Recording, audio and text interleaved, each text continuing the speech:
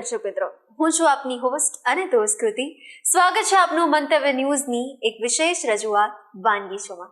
Title sponsored by LG Bandhani Hing, essence of authentic taste since 1894, co-presented by Varmora homeware and mother's recipe પ્રેમનો સ્વાદ. દર્શક મિત્રો, વાનગીના રસોડેથી આપના રસોડા સુધી જે વાનગી પહોંચતી હોય છે, ડેલી કંઈક ને કંઈક નવી નવી વાનગી આપના સુધી અમે પહોંચાડવાનો પ્રયત્ન કરતા હોઈએ છીએ. અને આજે જે વાનગી બનવા જઈ રહી છે આપના માટે, પહેલી વાનગીનું નામ છે મેંદુવડા. તો દર્શક મિત્રો, આજે જે પહેલી વાનગી બનવા જઈ રહી છે મેંદુવડા એટલે દક્ષિણ ભારતની લોકપ્રિય વાનગી. અને આપણે સંભારની ચટણીની સાથે, ગ્રીન ચટણી, તીખી તીખી ચટણીની સાથે આપણે પીરસતા હોઈએ છીએ.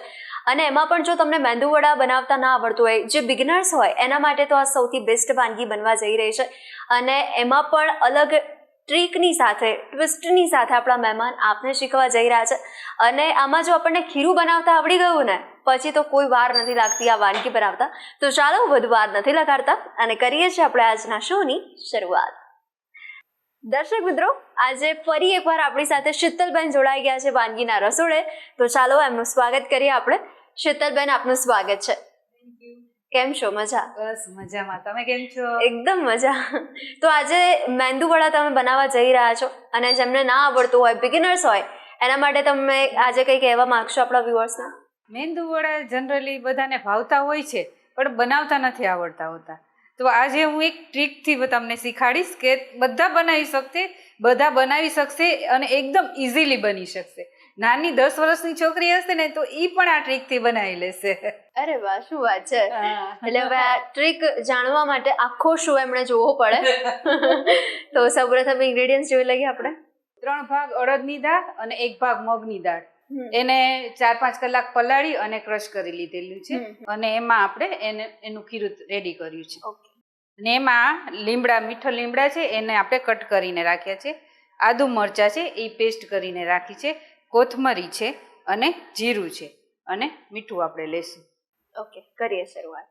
તો સૌ પ્રથમ તો આપણે જે આ ખીરું રેડી કર્યું છે ને, એને એકદમ આપણે ફીણવું પડશે. ઓકે. એ ફીણવું એટલું પડશે કે એ આખું ફ્લફી ન થઈ જાય ત્યાં સુધી. તેમાં આપણે પહેલા આદુ મરચાંની નાખી દઈએ.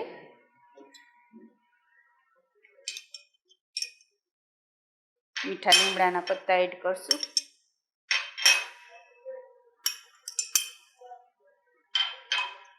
જીરું એડ કરશું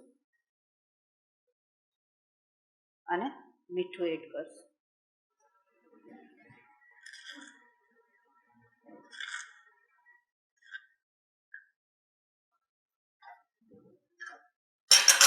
હવે આપણે છે મહેનતનું કામ. હવે આપણે એને ખૂબ ફીણવાનું છે. એટલું ફીણવાનું છે કે આપણે જે પાણીમાં આપણે ટપકું એક નાખશું ને તો ઉપર તળશે. ઓકે.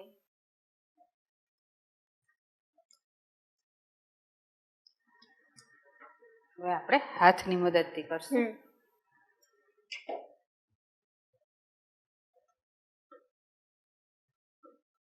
તો આવી મહેનત કરીને જ્યારે તમારો સન કે વાહ મમ્મી આજે તો મજા આવી ગઈ, મસ્ત બન્યા હતા મેંદુવડા, તો ત્યારે તમારી મહેનત વસૂલ થઈ જાય.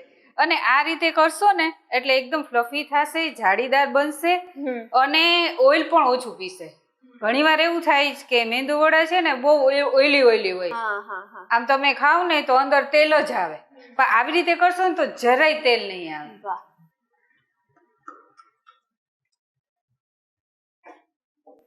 એટલે ઓછા તેલમાં પણ ટેસ્ટમાં કોઈ જ કમી નહીં.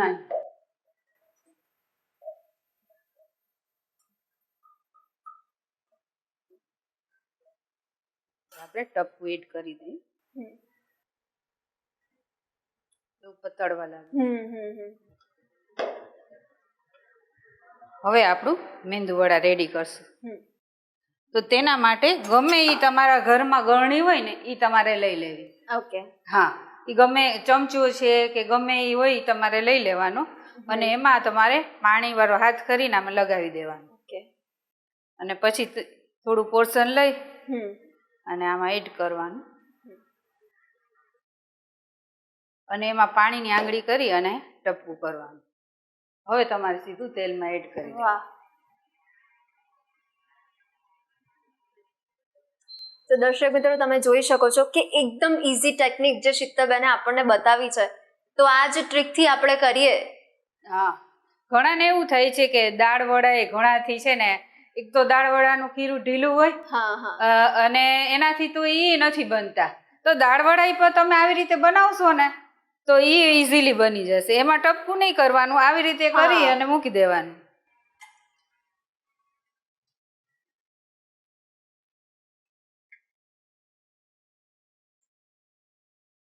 અને મેંદુવડા જોઈએ તો એકદમ હાઈ પ્રોટીન રીચ છે, કેમ કે એમાં અડદની દાળ, મગની દાળ અને ઓછી કેલરીથી બનેલા છે, ફાઈબર યુક્ત છે અને ગ્લુટન ફ્રી છે.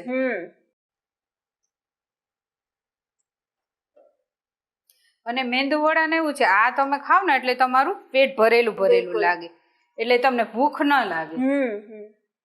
એટલે એવું વિચાર્યું હોય કે બપોરના નાસ્તામાં લઈશું, પણ સાંજ પડે ત્યાં સુધી આપણને ભૂખ ના લાગે. અને પાણી વધારે પીવાય. યસ.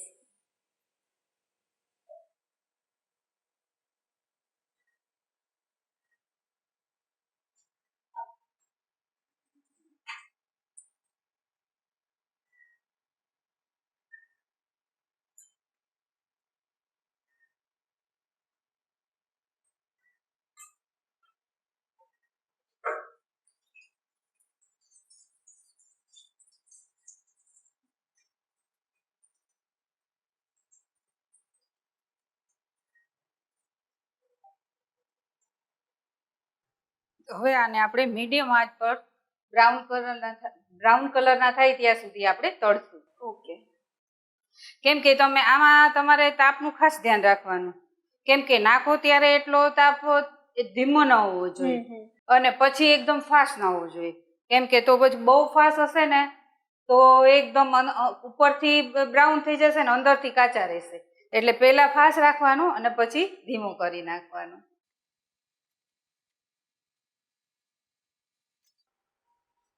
અને મેંદુવડા એવું છે કે તમે આમાં ડુંગળીને એડ કરો તો કેપ્સિકમ છે, ડુંગળી છે, ચીલી ફ્લેક્સ છે, એવું તમે બધું એડ કરીને બનાવો તો એમાં સંભારની જરૂર ન પડે, તો ચટણી સાથે પણ ખાઈ શકો તમે. યસ. અને એને લીધે આપણને પેટમાં ભાર પણ લાગે પછી આખો દિવસ. અને તમે બારે જે તમે ખાવ છો એ 2 મેંદુવડા ને ઘરે તમે તમે થોડીક 1 વાટકી દાળમાંથી તો કેટલા બધા બની જાય. બિલકુલ. એટલે ખૂબ ઓછી પ્રાઇસમાં બની જાય અને અને આપણે ઘરનું આપણે એમ થાય ઘરે આપણે ચોખ્ખાઈથી પણ મળે, એટલે ચોખ્ખાઈનું મળે.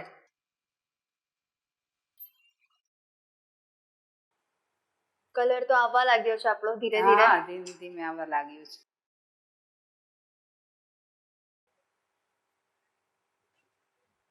અને આપણા ગુજરાતીઓના ઘરમાં તો એવું કહી શકાય બારેમાસ ચટણી તો અવેલેબલ હોય. ચટણી તો હોય જ. હા, અને આમાં તમે રેડ ચટણી પણ કરી શકો, જે ડુંગળી, લસણ, કાળા ચટણી આપણે કહીએ છીએ, એ પણ તમે ઈ હોય તો એ પણ સરસ લાગે. અને ગ્રીન ચટણી તો હોય, અને કોકોનટ ચટણી તો આપણે બનાવતા જ હોઈએ.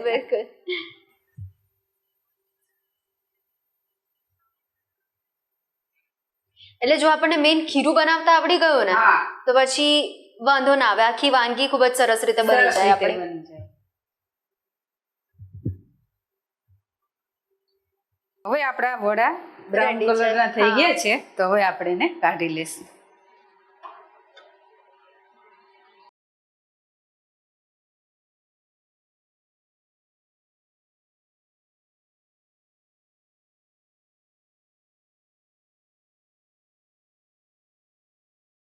અને કૃતિ, હવે આપણે જો આ સંભાર મેં રેડી કરીને રાખ્યું છે એ ગરમ કરી લઈશું. આ સંભારમાં આપણે એવું છે કે તુવેરની દાળ લેવાની અને થોડીક તમે મિક્સ દાળ પણ લઈ શકો, એકલી થોડીક મગની દાળ કે ચણાની દાળ એ પણ એડ કરી શકો, પણ મેં ખાલી તુવેરની દાળનો બનાવ્યો છે. અને એમાં તમારે જો જૈન બનાવવો હોય તો તમે ડુંગળી લસણ વગરનો પણ બનાવી શકો, અને નહીંતર પછી ડુંગળી, લસણ, ટમેટા એની ગ્રેવી કરો તોય ચાલે, અને ઝીણા ઝીણા સમારો તો પણ ચાલે.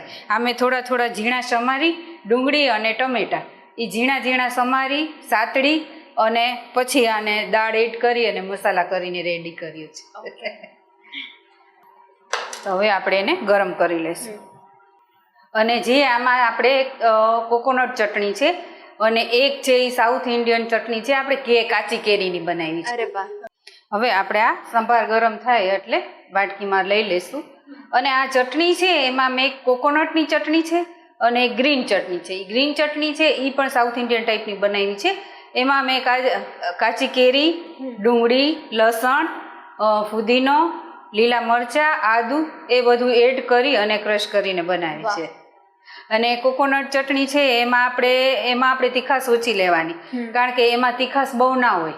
એટલે એમાં આપણે એક નાનું મોરું મરચું એડ કરવાનું અને એક કટકો આદુનું અને કોથમરી અને પછી કોકોનટ, અને એમાં આપણે દાળિયાની દાળ, જે પોતરા વગરની દાળ આવે છે ને, એ આપણે લેવાની. એ બધું સાથે ક્રશ કરી લેવાનું. અને પછી એમાં તમારે મોડું દહીં એડ કરવાનું. અને પછી ઉપર એમાં રાઈ, જીરું, મરચું અને લીમડાનો વઘાર કરીને રેડી કરવાનું. વાહ. અને ઉનાળો આવે એટલે કાચી કેરી યાદ આવે છે. આપણું થઈ ગયું છે, એડ કરી લઈશું.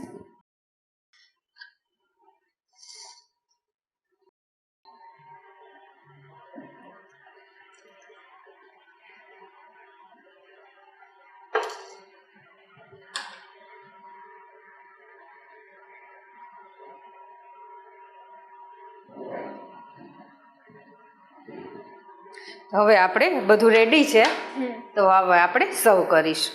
તો હવે આપણે પ્લેટિંગ કરશું. તેના માટે વડા રાખશું.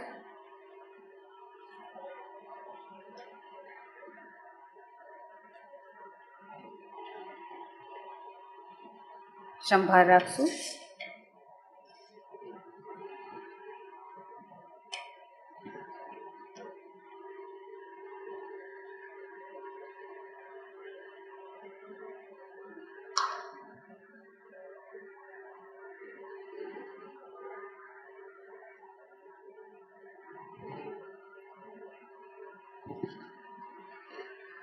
તો કૃતિ રેડી છે આપણા મેદુવડા, સાંભાર ને ચટણી. વાહ. ટેસ્ટ કરો. શીતલબેન, આ વાનગી આપણા દર્શક મિત્રો સુધી પહોંચાડવા માટે આપનો ખૂબ ખૂબ આભાર. Thank you. દર્શક મિત્રો, ગરમા ગરમ મેંદુવડાની સાથે સાથે આ બંને ચટણી પણ રેડી થઈ ગઈ છે, સંભાર એ પણ છે. તો અચૂકપણે તમે પણ ઘરે ટ્રાય કરજો. દર્શક મિત્રો, હવે બીજી વાનગી કઈ છે એના માટે રાહ જોઈએ. મળીએ નાનકડા વિરામ બાદ. મેંદુવડા બનાવવાની સામગ્રી: 4 કપ અડદની દાળ, 1 કપ મગની દાળ, 4-5 લીલા મરચાં, 1 આદુનો ટુકડો, 1 ટીસ્પૂન જીરું, 1 કપ સમારેલી કોથમીર, મીઠું સ્વાદ અનુસાર, તળવા માટે તેલ.